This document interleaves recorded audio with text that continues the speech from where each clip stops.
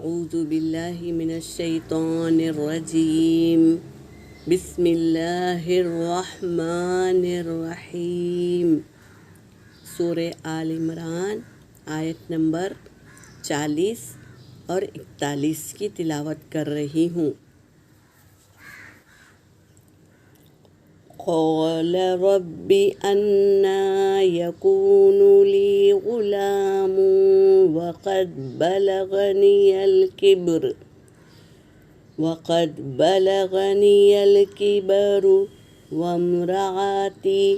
وامرأتي عاقر قال كذلك الله يفعل ما يشاء قال رب اجعل لي آية قال آياتك ألا تكلم الناس ثلاثة أيام إلا رمزا واذكر ربك كثيرا وسبح بالعشی والابکار۔ صدق اللہ العلی العظیم۔ کل ہم پڑھ لیے تھے کیا ہوگا۔ اللہ تبارک تعالیٰ فرشتوں کے ذریعے پیغام دیے تھے کہ خوشخبری سنائے تھے کہ تمہیں لڑکا ہوگا۔ زکریا علیہ السلام کو کیا خوشخبری دی تھی؟ تمہیں لڑکا ہوگا اور وہ کیا ہوگا؟ سردار ہوگا اور پاک باز ہوگا اور نبی ہوگا صالحین میں سے۔ اب زکریا علیہ السلام خوش ہو گئے، خوش ہو کر انسان ہے تو انسان کے دل میں کیسے خوش ہونے کے بعد الفاظ نکلتے ہیں اور دل سے ایک کیا خوشی کے مارے الفاظ نکلتے ہیں، وہ بات ہے یہاں پر یہ آیت میں۔ قال زکریا علیہ السلام نے کہا ربی اے میرے رب، انا یہ کہ یکونو کیسے ہوگا لی مجھے غلام لڑکا، غلام یعنی لڑکا۔ تو یہ دعا قبول ہونے کے بعد یہ کہہ رہے ہیں اے میرے رب کیسے ہوگا مجھے لڑکا، وقد حالانکہ تحقیق بلغنی الکبر میں پہنچ گیا ہوں بڑھاپے پہ، کبر یعنی بڑھاپا، بلغنی الکبر میں پہنچ گیا ہوں بڑھاپے میں، وامرأتی عاقر اور میری بیوی بانجھ ہے۔ یہ کہنے لگے اللہ سے التجا کرتے ہوئے۔ قال تو اللہ نے کہا کذالک اللہ اسی طرح اللہ یفعل وہ کرتا ہے ما یشاء جو وہ چاہتا ہے۔ اللہ جو چاہتا ہے کر کے رہتا ہے۔ تو انہوں نے زکریا علیہ السلام یقین کے ساتھ دعا کیے تھے، اللہ نے بھی انہیں اولاد کی خوشخبری دی۔ اب یہ خوشی کے مارے یہ الفاظ کہہ رہے ہیں اور کہہ رہے ہیں قال رب اجعل کہا اے میرے رب تو بنا دے لی میرے لیے۔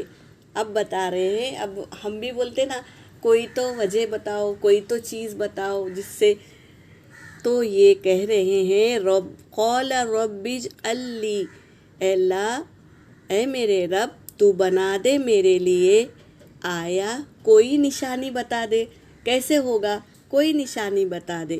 تو قال اللہ نے کہا آیاتک تیری نشانی ہے اللہ یہ کہ تکلم الناس تو کلام کرے گا لوگوں سے ثلاثۃ ایام 3 دن الا رمزا سوائے رمزا یعنی اشارے سے، یعنی منہ سے بات نہیں کریں گے، اشارے سے 3 دن تک لوگوں سے بات کریں گے۔